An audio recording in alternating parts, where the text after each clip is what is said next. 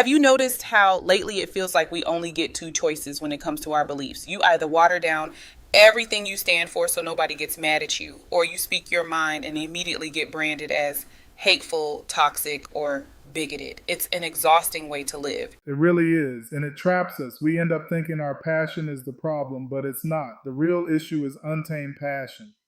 Think about it. We don't usually lose our grace because we're inherently bad people.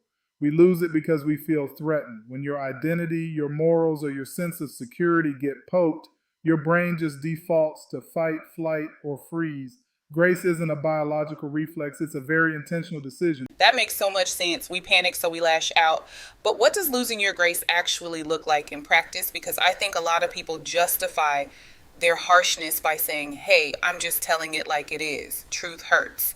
Right, the classic I'm just being honest defense. But let's redefine it. Losing your grace is when your conviction stays in the room, but your character walks out. You might be completely right about the issue, but you're entirely wrong in how you're treating the human being in front of you. You start using truth as a weapon to win an argument rather than a gift to actually help someone. Wow, truth as a weapon instead of a gift, that completely changes the framing, especially online. Social media is basically a digital coliseum for exactly that kind of weaponized truth. We type things we would never have the guts to say to someone's face.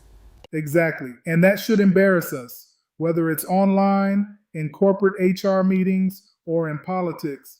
We tend to demonize whoever disagrees with us. But holding your ground doesn't mean never backing down from a fight.